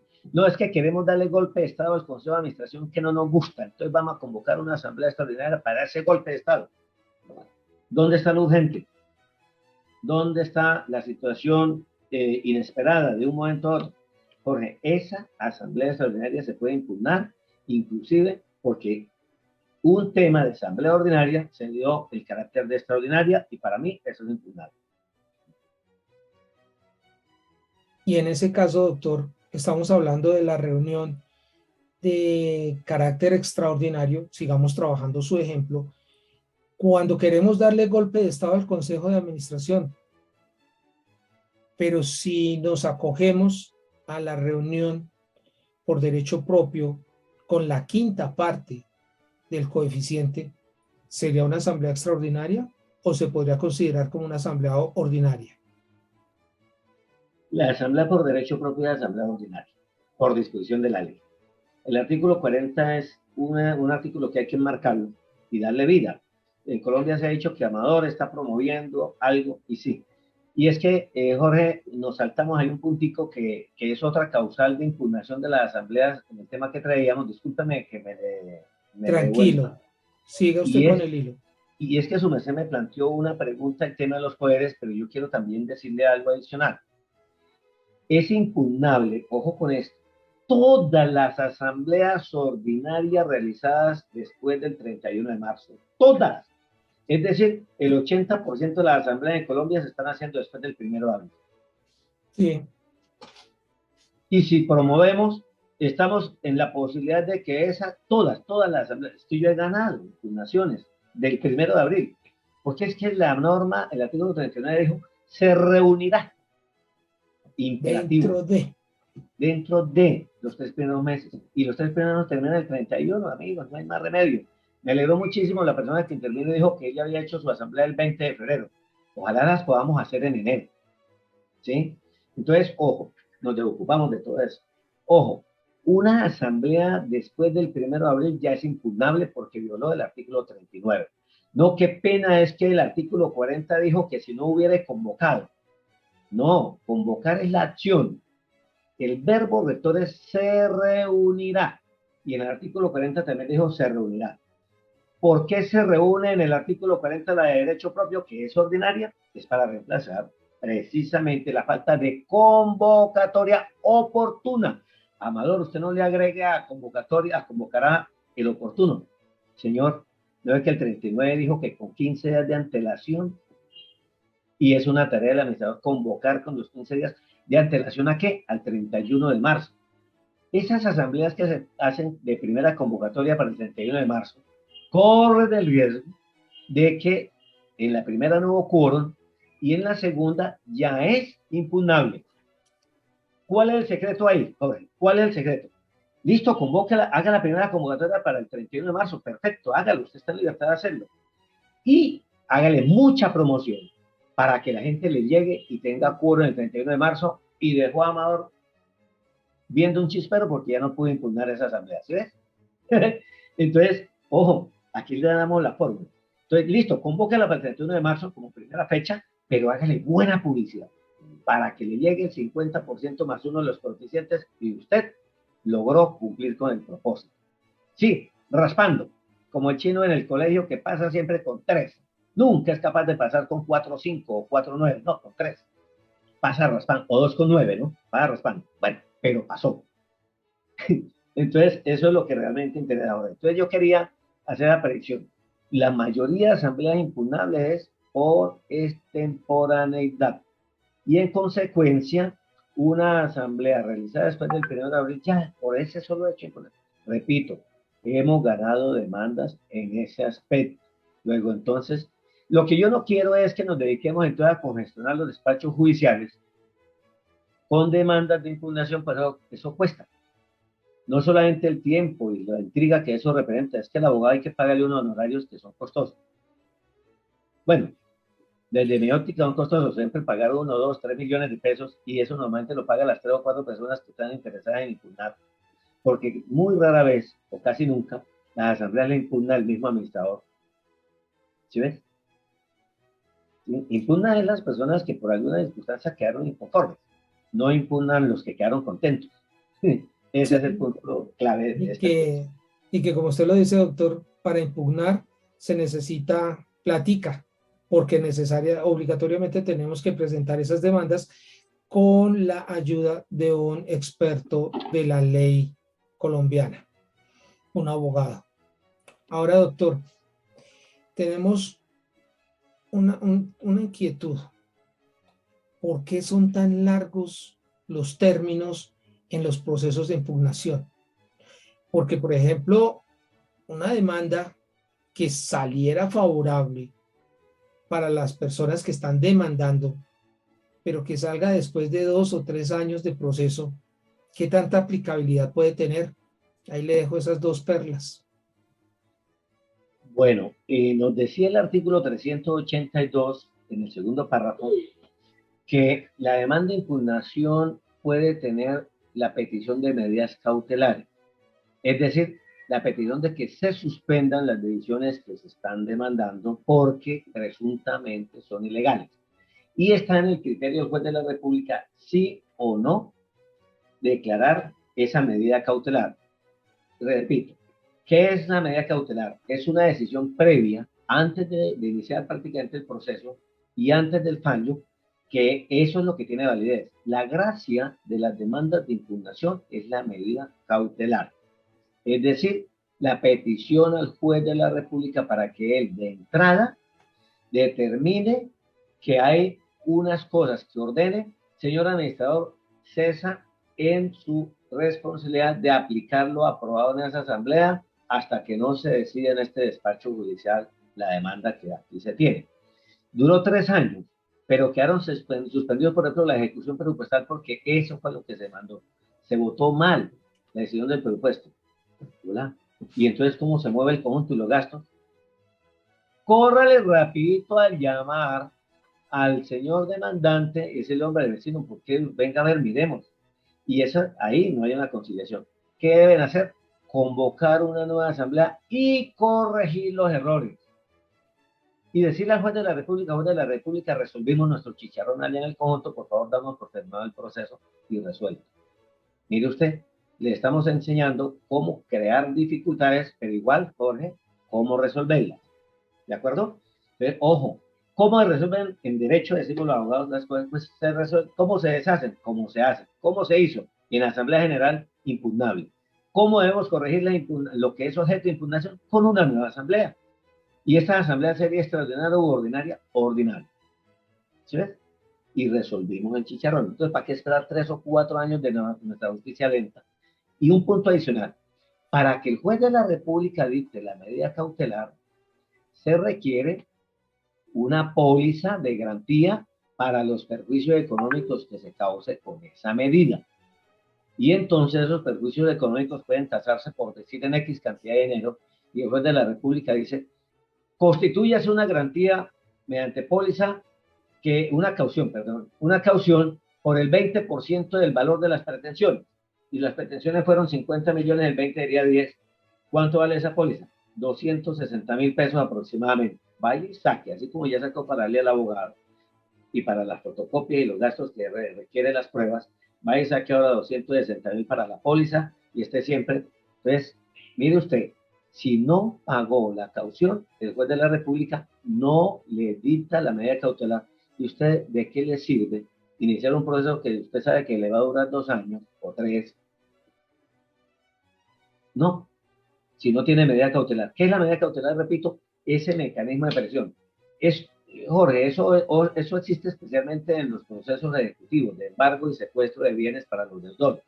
Pues esta medida cautelar más o menos es parecida, en la medida de que le dice, señor administrador, las decisiones tomadas en la asamblea extemporánea, no, el juez no puede decir extemporánea, las decisiones tomadas en la asamblea del 7 de abril quedan en suspenso, quietas, no se podrán aplicar hasta tanto este despacho no decida si fueron o no ilegales. Eso es la medida cautelar. ¿Sí ves? Y entonces esto va a seguir trabajando con las decisiones del año anterior. Ejemplo, en el caso del presupuesto, no podría haber incremento de la cuota de administración, ¿sí ven? Por esa medida cautelar y se aplicarían las del año anterior. Es un poquito complejo lo que les estoy explicando, pero ahí poco a poco lo vamos aprendiendo. Repito, es un proceso muy largo, 2 meses, 6 meses, 8 meses, 10, 12, un año y medio. Por ejemplo, una demanda del año pasado que se instauró en mayo. Tenemos primera audiencia ahora el 29 de noviembre, es decir, año y medio después. Primera audiencia, claro. Y ojo que se me ha olvidado, las demandas de impugnación son de doble instancia, es decir, que en el juzgado del circuito se define en primera instancia y son apelables. Entonces, si nos gastamos 2 años en la primera instancia, en la segunda nos gastamos otro año, Jorge. Entonces, hoy estamos haciéndole muy buena cátedra a la importancia de impugnar las decisiones, pero igual también le estamos diciendo, a veces es mejor dejar y convencer a nuestros vecinos de hacer una nueva asamblea general y corregir los errores cometidos. Y por favor, ustedes que nos están escuchando, que nos están viendo, no tomen la sesión de esta noche, de Noches de PH, como una clase para convertirnos en el palito en la rueda para nuestro administrador. Miremoslo como una clase, por favor, para hacer bien las cosas. Ya hemos aprendido bastantes cosas por parte del doctor Amador. He colocado un granito de arena muy pequeñito, pero son cosas en las que normalmente nosotros, los administradores, hemos estado fallando y que sea esta la oportunidad para que conozcamos personalmente nuestros posibles errores y los solucionemos, los mejoremos para el próximo año y así no tengamos que enfrentarnos a impugnaciones. Ahora, doctor Amador, me colocaron una demanda impugnándome una decisión de asamblea. ¿Cómo hago yo para defenderme? Yo soy el administrador, me están impugnando. Supongo yo que la notificación viene directamente del juzgado. No viene de parte de la persona que colocó la impugnación, ni de su abogado. Viene directamente del juzgado, ¿cierto? Sí, señor. Pero hoy por efectos de la pandemia y el decreto 806, nosotros los demandantes estamos obligados de el mismo día que radicamos la demanda de manera virtual en el juzgado, le enviemos la copia tanto de la demanda como de los anexos probatorios al demandado. Es obligación. Si no lo hacemos, nos rechazan la demanda, nos la inadmiten y nos obligan a subsanarla haciendo la notificación. Y todas las actuaciones procesales que realicemos de manera virtual deben ir con copia al demandado. Y lo que haga el demandado también tiene que enviarle copia al demandante. ¿Por qué? Y lo que se plantea, quien notifica es el juzgado, pero hay unos mecanismos de notificación que hay que acatarlo. Entonces, ahorita la obligación es que el decreto 806 nos obliga a enviar. Yo tengo unos problemas con unas demandas recién presentadas que lamentablemente, por ejemplo, ¿cuál es el medio de notificación hoy en día? El correo electrónico. Dice que mensajes de datos, pero si usted envía un mensaje por el WhatsApp, tiene que demostrar que ese número telefónico de WhatsApp que corresponde a ese nombre del demandado es un número que ustedes habitualmente utilizan. Es decir, no se trata de que yo ayer averigué el número de teléfono de mi demandado y le envío un mensaje y ya demuestro que tenemos comunicación permanente. Lamentablemente, los juzgados se volvieron muy exigentes en eso. Entonces toca enviar la comunicación en físico, con correo certificado. Pero hoy, Jorge, la notificación de la demanda prácticamente se hace desde el primer día. Eso es bueno, pero sin embargo, pues de todos modos las normas anteriores se mantienen vigentes y de alguna manera, repito, hoy se está haciendo un poquito más difícil el litigio y en consecuencia todos debemos tener mucho más cuidado para no perder tiempo en eso y sobre todo, como dijimos hace un ratito, Jorge lo dijo, no estamos aquí preparando a la gente para volvernos la rueda, el palo en la rueda. No, estamos en un trabajo académico, tratando de entender las normas de la ley 675. Y en ese orden de ideas, ese tema de la notificación de la demanda es súper contundente porque por pandemia se cambiaron un poco de reglas. Decreto 806 del 2020. Bueno, doctor, la pregunta. Acabo yo de llegar a mi oficina, abro mi correo y lo primero que veo es que se me está notificando de una demanda de impugnación. ¿Cuál debe ser el siguiente paso a dar para que yo me pueda defender de esa demanda de impugnación? Contestar la demanda. Entonces, ahí ya viene el otro punto. Como la demanda de impugnación es contra la copropiedad, ¿quién la responde? El representante legal. Esto es el administrador. Ojo, que hace un rato mencioné que la convocatoria la puede hacer el administrador, no el representante legal. Pero es el mismo, ¿cierto? Es Sí. administrador, representante legal. Pero para la convocatoria actúa como administrador. Para la impugnación, si es el administrador el que quiere impugnar, como ya lo vimos en el artículo, como representante legal. Y para contestar la impugnación, lo hace el administrador en calidad de representante legal. Nadie más. Entonces, ¿qué hace el administrador? Señores del Consejo, vengan urgente a una reunión porque nos acaba de llegar una notificación de demanda de impugnación. Procedan, por favor, a mirar qué decisión tomamos. Entonces, los señores del Consejo van y le dicen, señor administrador, toca contestar inmediatamente. Y entonces dice, sí, pero necesitamos abogado. Entonces, cada uno de los 5 miembros del Consejo tienen un familiar que es abogado y levantan la mano. Bueno, mi hijo lo puede hacer. Bueno, mi cuñado. Bueno, mi suegra. ¿Sí? Entonces ya y comienza el conflicto de intereses ahí, a ver quién pone el abogado. No, toca buscar a alguien que entienda el tema de propiedad horizontal para efectos de que la contestación sea adecuada. ¿En qué consiste la contestación? En explicar, desvirtuar los hechos y las pretensiones y derrotar las pruebas que se presentaron contra esa impugnación. Ahora, esa persona que va a contestar la demanda debe ser ese abogado que va a contestar la demanda debe ser muy honesto y no que lo haga solamente por cobrar unos honorarios para después salir con que no, perdimos. Si la cosa está perdida, ejemplo, el tema de la extemporaneidad del que nosotros hablamos hace un rato, o el tema de que no hubo el quórum suficiente para tomar la decisión de esa cuota extraordinaria o cambio de uso del suelo, etcétera. Sencillamente, la flagrancia, el error, la ilegalidad es evidente, es un hecho notorio. ¿Para qué nos vamos a ese terreno? Ya le explicamos qué solución. Señor administrador, para corregir esa falta que se cometió en la asamblea de hace 2 meses, que ahora nos impugnan, convoque urgente una asamblea general y corregimos la falla. Y se salió gratis para todos.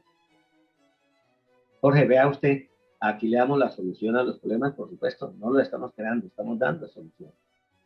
Y eso es bueno. Y para eso son programas como Noches de PH, en donde planteamos los problemas y presentamos también las posibles soluciones. Por eso, gracias a usted, doctor Amador, voy a hacer la cuña.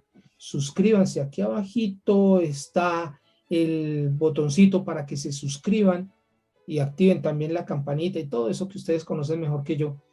Y suscríbanse a este canal, al canal de YouTube de Jorge Enrique Hernández, en donde van a encontrar variadas clases tratadas por profesionales idóneos en la materia en diferentes aspectos de propiedad horizontal. Hoy en día estamos viendo efectivamente cómo podemos impugnar, cómo debemos defendernos de las impugnaciones de decisiones tomadas en asamblea de propiedad horizontal.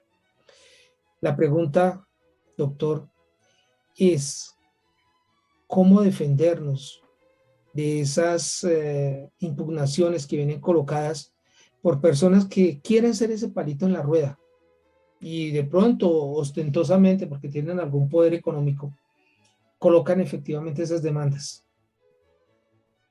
Claro, correcto. El punto es, primero que todo, yo quiero que para la amable audiencia, que de paso, Jorge, la veo muy leal, desde las 7 de la tarde lo he visto a todos conectados, me llama muchísimo la atención esa fidelidad que tienen con usted y su programa. porque de veras es bien, y usted ha conducido esto con la cantidad de preguntas claves. Entonces, en este momento, ¿cuál es el punto? El punto es que cumplamos el deber ser. La sociedad sería la maravilla si todos cumpliéramos el deber ser. ¿Qué es el deber ser? Hay unas normas creadas por los legisladores que tú vas a cumplir. Entonces, por ejemplo, dijimos aquellas asambleas temporáneas. Si la ley en el artículo 39 dice que la Asamblea General se reunirá dentro de los 3 primeros meses, ¿cuál es la razón para no reunirla? Ojo, ¿cómo dicen? A papaya puesta, Papaya partida. antiguidad. Y entonces, ¿quién es el culpable? ¿El que impugnó? No, el que no convocó oportunamente la asamblea. No invirtamos las cosas, porque es que en Colombia, lamentablemente, los victimarios se convierten en víctimas, ¿cierto? Entonces, ¿cuál es el punto? El punto aquí no es el que impugna. Aquí el punto es el que convocó extemporáneamente a esa asamblea. No es que el doctor fulano de tal dijo que no había problema, que bastaba con convocar el 31 de marzo, porque el artículo 40 dijo que convocar, que si no se convocó, y que por lo tanto se puede convocar el 31 de marzo y hacerla cualquier día después de ahí para allá. No, porque el 39 dijo fue que se reunirá. Entonces, ¿qué ocurre? No convocar a tiempo de un papaya. ¿Qué pasó ahí? Que le tocó a ese administrador ponerse en la tarea de contestar esa demanda y contestar para poderse defender cómo demuestra que cumplió con el artículo 39 si la convocó de manera extemporánea, cómo demuestra. Entonces, el punto sería, bueno, pero ¿para qué impugnan si después toca que hacer una nueva asamblea? Sí, pero si ese señor que impugnó tuvo la capacidad de meter, como dije hace un rato, las medidas cautelares, paró la administración del edificio. Paró la administración del edificio, por favor, entendamos eso. Y entonces al pararla, sí, lo que pasa es que un vecino que entonces ahora se tiró la administración del edificio y la paró con su impugnación. No, la paró fue su merced por no haber convocado a tiempo y haber hecho las cosas como debe ser. Es que no, señor juez, lo que pasa es que yo como tengo 5 conjuntos, entonces para cada conjunto tenía 15 días y entonces pues me tocó en mayo. El juez de la República no le cree eso. El juez de la República dice, no, pero mire la norma.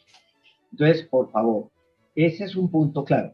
Sí, doctor, pero usted dijo que se deshacen como se hacen. Si no se hizo a tiempo, entonces hagamos la asamblea en marzo, que en abril, que de todos modos estamos cumpliendo. Se arriesgó a la impugnación. Entonces, toca esperar que el juez de la República ordene realizar la fecha, realizar la asamblea en el término inmediato en la sentencia judicial. Una cosa que es importante precisar acá. Las demandas de impugnación no requieren trámite previo de conciliación. Me acordé ahorita, Jorge, y es bien importante eso, porque todos los trámites de carácter civil requieren primero ir a la instancia de conciliación. Ejemplo, a un centro de conciliación, a la Procuraduría General que hay centro de conciliación, a la Defensoría del Pueblo que hay centro de conciliación, a la Cámara de Comercio, a todos estos centros. No, no requiere, porque es una norma imperativa establecida en el artículo 49 que no requiere esa diligencia previa de conciliación. Entonces la pregunta es, ¿se puede conciliar después de presentar la demanda? La respuesta es no. ¿Por qué, Jorge? Insistamos en eso. Vamos a subrayarlo. Porque lo que estamos impugnando es la ilegalidad y la violación de la ley no se transa, no se concilia. Yo no puedo sentarme a pactar la violación de la ley. Yo no puedo sentarme a decirles, señores, no demanden, es que yo me ocupé y no pude convocar la asamblea y la hice el 18 de abril. Pero tranquilos, no se preocupen, no demanden. No, qué pena. Es que metió la demanda, entonces retírela porque no, yo ya la metí y no, no es un palo en la rueda. Lo que pasa es que su merced debió haberla convocado para realizar el 31 de marzo y no después. Esa ilegalidad, Jorge, no se consigue. Que pongámonos de acuerdo y entonces entre ustedes que son los demandantes y nosotros que somos la administración del conjunto, convocamos una asamblea ordinaria para dentro de 17 días y resuelto el problema y se retira la demanda. No, porque esa otra también ya es temporánea, ahí sí sea el mutuo acuerdo. ¿Cuál es el punto? Sencillamente, a mucha gente no le interesa ponerse a impugnar y deja así. deje así. Y nos hemos venido acostumbrando a dejar así. Y hoy se volvió moda, y lo más triste es que hay muchos expertos en propiedad horizontal que promueven la realización de las asambleas después de eso. ¿Y por qué la promueven? Porque cada asesoría vale 1.000.000, 2.000.000, 3.000.000 de pesos. Entonces yo voy y le presido la asamblea, debe 3 millones de pesos, y yo se la legalizo para que aparezca hecha en mayo sin ningún problema y no se le impugne. No, eso es corrupción. Eso es corrupción. Y qué tristeza, nuestro país ha caído en ser uno de los países en el mundo más corrupto. Eso me da muchísima tristeza, mucho dolor. Pero entonces, hombre, Jorge, la oportunidad que tenemos esta noche es de tratar de cambiar el chip. El mío. Cambio el mío. Yo no tengo por qué cambiarlo a ustedes, apreciado de la audiencia. No, yo cambio el mío y cada uno cambia el suyo. Porque la culpa es mía. La responsabilidad es mía. El éxito o fracaso es mío. No le echemos más la culpa a los demás. Jorge, discúlpeme esa vehemencia con la que hablo, pero es que la gracia de estas charlas es que todos nos pongamos en el camino de él, deber ser, respetar las normas. La norma es dura, cruel, sí señor, pero ya dijimos, dúrales, pero es la ley. Dura lex, sed lex. Y dura lex, sed lex para el siguiente interrogante que tengo, doctor.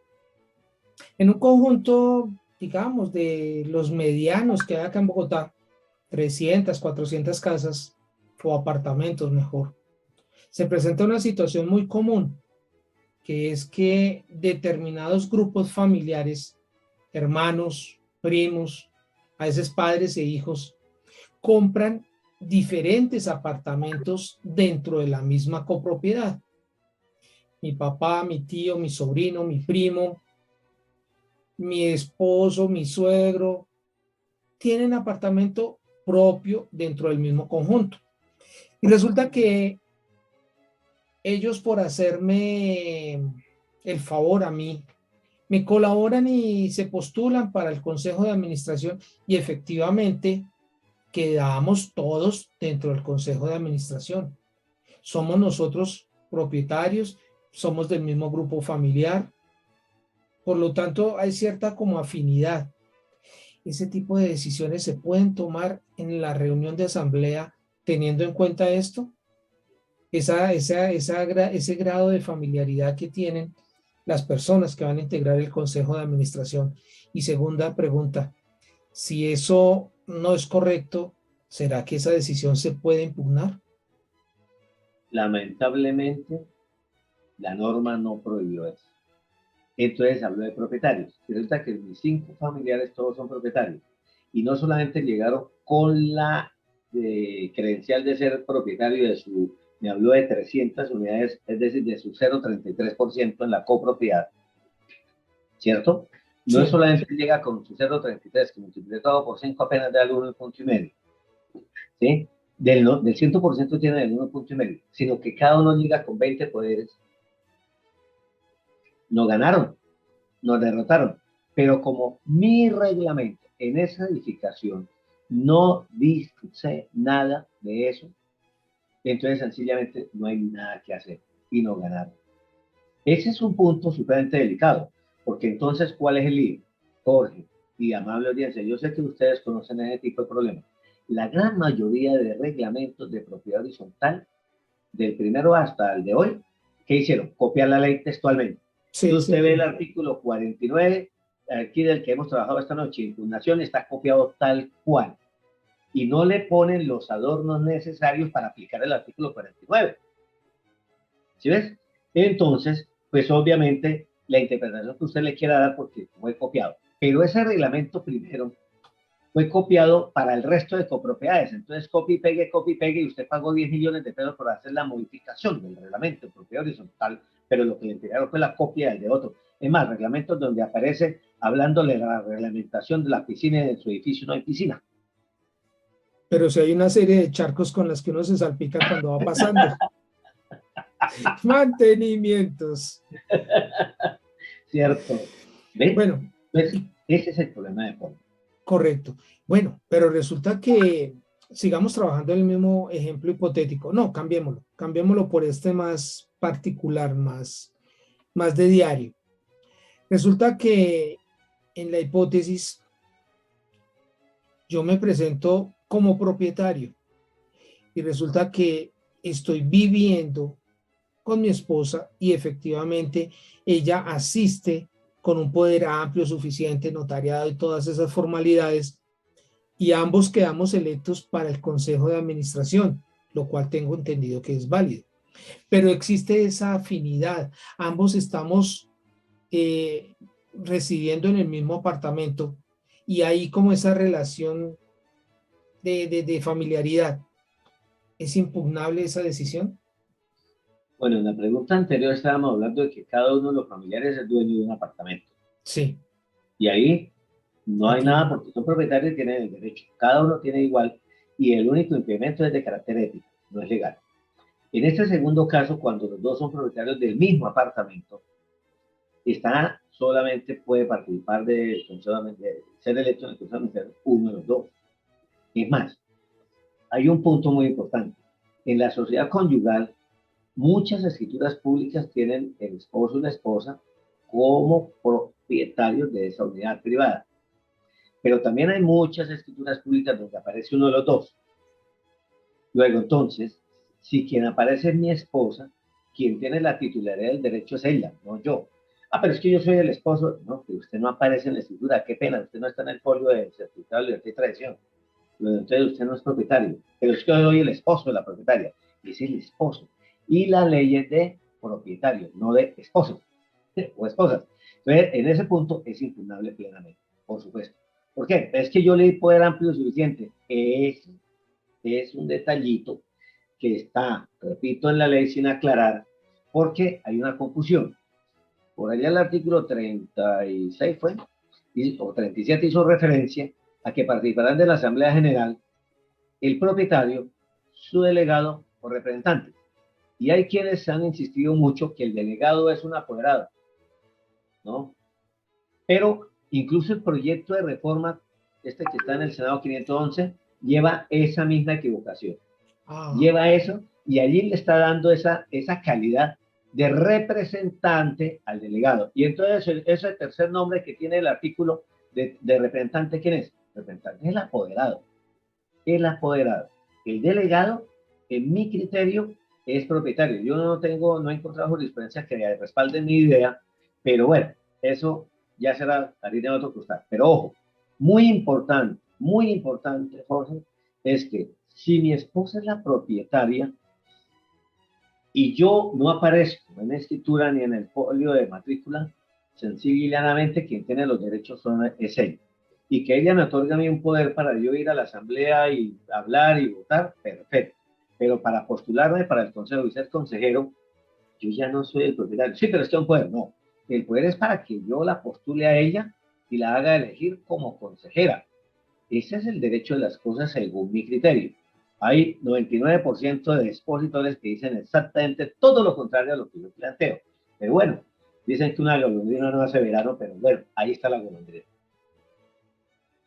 entonces, ¿dónde quedaría la figura del poder amplio suficiente notariado y con firma registrada que yo como padre, por ejemplo, le doy a mi hijo para que sea él el que no solamente asista a la asamblea, sino que haga parte integral del consejo de administración?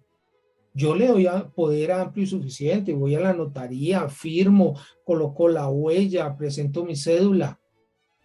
¿Ese poder no es válido para este trámite, doctor?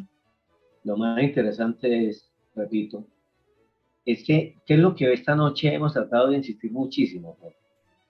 El reglamento. Mejor dicho, en propiedad horizontal, en Colombia, la máxima autoridad legal es el reglamento de cada edificio. Claro, si hay alguna norma del reglamento que viole la ley 675, dice la ley, no es válida esa norma dentro del reglamento.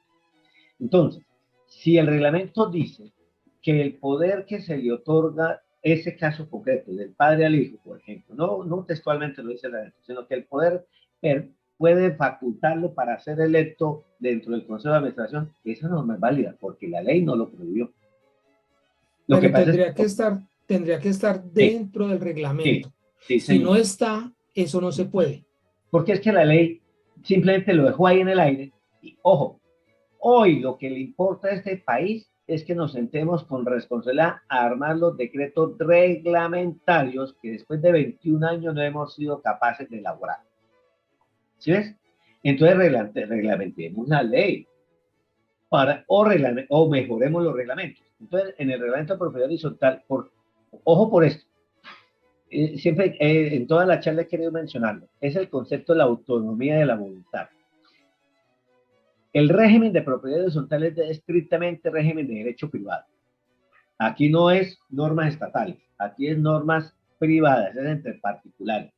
Entonces, los 50 dueños de apartamentos, de los 50 apartamentos que tiene el edificio, tenemos un reglamento y ese es lo que aplica. Ese reglamento es el que aplica para mi edificio. Luego, entonces, aplicamos ese reglamento, lo elaboramos correctamente, lo adecuamos y ahí podemos decir, nadie podrá presentarse a la Asamblea General con más de uno o de dos poderes, adicionales al suyo propio. Ese reglamento dirá esos poderes, porque Jorge, el poder de propiedad horizontal es un sencillo escrito que usted realiza, no requiere nota de presentación ni huella en notaría. Esa es una ventaja adicional. Ahora, ojo con lo siguiente. Hoy las asambleas virtuales están colocando que usted debe presentarse con 3, 4 días a la realización de la asamblea y presentar el poder con 3 o 4. No, espere, no es que la ley no puso esos plazos, pero los magos de la virtualidad dijeron que tocaba con 3 o 4 días. Ojo, entonces el poder lo puedo yo otorgar. Llego a la asamblea y a mí me aburre ir a moler silla durante 10 horas que dura la asamblea de mi conjunto. Entonces llevo un amigo, un vecino, perdón, señor presidente, me presento para decirle que en acta que le otorgo poder a Jorge Enrique Hernández para que él me reemplace, me represente en esta asamblea. Chao, mijitos, porque no quiero estar aquí en esta vaina que es muy cansona. Eso es válido. Es un poder otorgado verbalmente en la asamblea. ¿Sí ves? Y quedó en actas. ¿Por qué? Jorge, porque lo que se quiere es que esto sea ágil, que sea expedito. Nosotros no estamos en esta reunión complicando las cosas, estamos diciendo, aclarando lo que no se debe hacer para que no nos impugnen las asambleas. Es eso.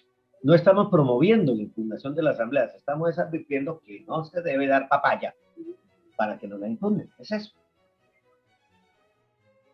Eso es lo importante, doctor.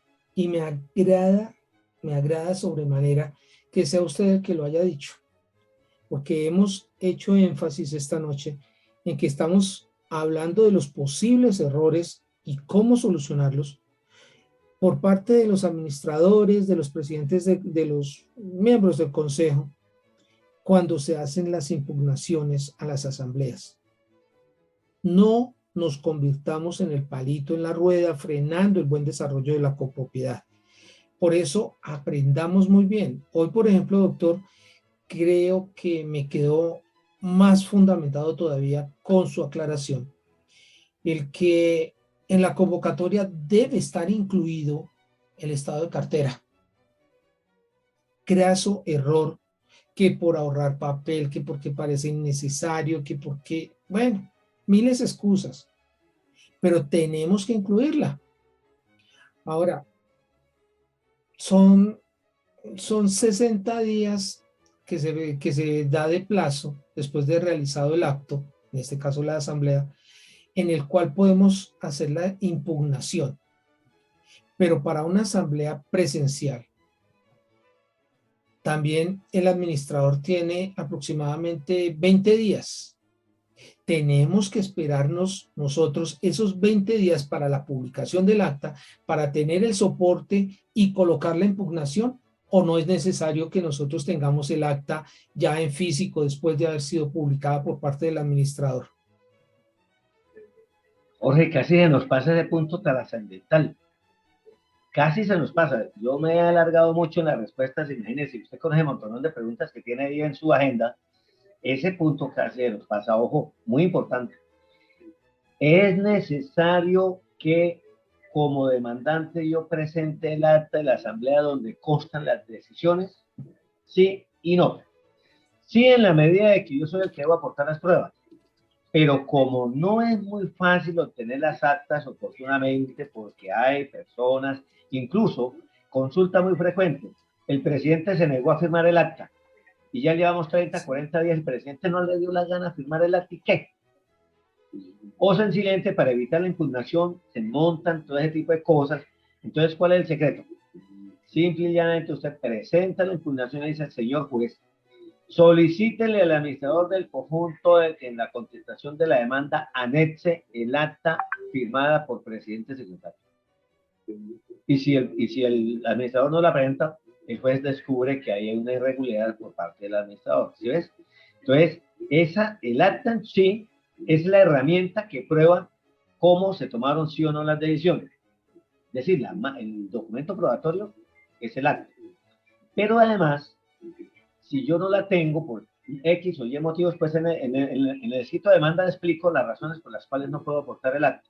Y el juez de la República, en la contestación de la demanda, le va a exigir precisamente al demandado, que en este caso sería el conjunto, el representante legal del conjunto que tiene que responder, tiene que aportar como prueba el acta, así como los otros documentos que puede haber. Hay un documento que es muy importante en las impugnaciones también, Jorge, es el escrito de convocatoria. Acuérdese lo importante que le mencionaba, que se puede cometer muchos errores en la convocatoria que dan lugar a impugnación. Entonces, ¿cómo demuestro yo esa prueba? Pues allegando a la demanda el escrito de la convocatoria. Y ese me debió haber llegado a mi casa porque no, de lo contrario, pues no me convocaron. Entonces, ese es otro documento importante para analizar. Ya otras pruebas, a veces uno se extiende demasiado y lo que hace es llenar de papel el juzgado y en consecuencia no produce los resultados que se quieren. Doctor, pero es que interesante. yo no tengo el acta todavía porque me dice el administrador que no la ha terminado porque tiene en este caso la demora porque resulta que hay dos miembros de la comisión verificadora de la redacción del acta que no se la han entregado y que por eso no la puede publicar porque ellos no la han firmado. ¿Qué tan válida es esa afirmación, doctor? La comisión verificadora es si se quiere o no se quiere. ¿Qué pasa si la comisión verificadora no firma? Pues es que en últimas el artículo 47 pide única y exclusivamente la firma del presidente y el secretario de la Asamblea. No pide más. Ya dice más adelantico que si se tuvo una comisión para que verifique el contenido del acta, esa es una comisión que la firmará. ¿Y para qué se hace? Para no tener que llevar el acta dentro de un año a la Asamblea General para someterla a consideración de los asambleístas. Es con ese fin que se hace. Pero además, porque si no, porque lo que necesitamos es que el acta sea el documento probatorio de las decisiones tomadas. Para muchos, el acta de la Asamblea no es importante. Y para mí sí, porque es el documento donde consta las decisiones, cómo se tomó. El artículo 47 es muy exigente, muy exigente. ¿Qué debe contener el acta? Obvio, el listado de los participantes, la calidad con que participaron como propietarios o como apoderados. Todo este tipo de cosas es importante. El acta es demasiado importante, porque es que con qué prueba usted lo que se decidió. Jorge, fíjese la importancia del acta. Y entonces los señores que fueron designados como comisión para verificadora, ellos lo único que hacen es decir, el contenido del acta está conforme lo tratado en la Asamblea General. Así, genérico. En 3 renglones cabe esa afirmación y firmó. Pero el acta como documento probatorio solamente es válido con la firma del presidente y el secretario de la Asamblea. Porque así lo dice el artículo 47. Las demás firmas, si las hay, son innecesarias. Y si no las hay, no pasó nada. Y no son excusa válida para que el administrador entregue o publique mejor el acta a todos los propietarios de manera extemporánea o peor aún, para que no la entregue. Total. Ahora, otra consulta que hacen con mucha frecuencia y está en el 47 es lo relacionado con ante quién me quejo. Mire usted que la segunda función, la alcaldía tiene dos funciones en la ley C-75, tal vez tres, pero para mí básicamente tiene dos. La del artículo octavo, que es la inscripción y certificación de la representación legal, y la del 47, que tiene que ver en el parágrafo segundo, creo que es, parágrafo. Todo propietario a quien se le niegue la entrega de copia de acta podrá acudir en reclamación ante el alcalde municipal o distrital o su delegado, quien a su vez ordenará la entrega de la copia solicitada so pena de sanción de carácter policivo. Luego entonces, hombre, tocó entregarla a tiempo. No nos quedemos con el acta, no le neguemos a los propietarios el derecho que tienen de contar con ese documento que es muy importante para muchos. No entiendo por qué hay administradores que esperan hasta el último día para realizar sus asambleas. No entiendo por qué también se niegan a que los propietarios ejerzan el derecho a inspección, que normalmente es previo a las reuniones de asamblea. No entiendo por qué hay administradores que no permiten que los copropietarios tengamos a tiempo, dentro de los términos de ley, acceso a las actas de esa reunión, que son el documento soporte que da pie, da base para que se afirme que en esa reunión efectivamente se hizo eso, lo que se haya hecho, lo que se haya decidido.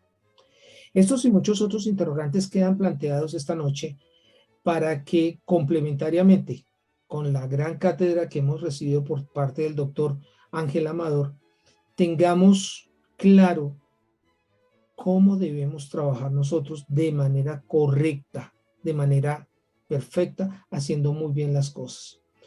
Doctor José Ángel Amador, muchísimas gracias por haber estado en Noches de PH con Jorge Enrique H., hablando del tema de las impugnaciones en asambleas de propiedad horizontal. Muchísimas gracias y con el saludo de buenas noches, lo esperamos a usted en una próxima oportunidad. Jorge, usted conmigo ha sido muy diferente. Esta no es la primera, será la última vez. Dios nos lo permita seguir trabajando juntos, porque hay muchas cosas por ayudarle a la mano derecha. Y sobre todo a la paciencia que han tenido todos los que están aquí sentaditos disfrutando de esta conversación y haciendo sus preguntas, sus comentarios por el chat, porque de alguna manera todos aquí nos retroalimentamos. Nosotros también aprendemos. No crean, gracias a las preguntas de ustedes, la charla se hace más fluida. Esto no está ahí apuntado para leerlo y en consecuencia es fruto de la experiencia, del aprendizaje. Todos aprendemos en este tipo de reuniones. Jorge, muchísimas gracias. Muchísimas gracias a todos los presentes y recordemos que la próxima semana, mayo 31, tendremos otro programa de Noches de PH en donde ya tengo guardada una sorpresa y la vamos a tratar esa noche. Y va a ser de mucho interés, primero para la propiedad horizontal y para otro organismo que está al lado nuestro y que también es importante para nosotros y debemos trabajar de la mano con ellos. Damas y caballeros, muchísimas gracias. Nos vemos la próxima semana en Noches de PH para que podamos seguir tratando temas de mucha importancia, de lo que más nos enamora, de lo que nos apasiona a todos nosotros, la propiedad horizontal. Muchísimas gracias y hasta la próxima semana.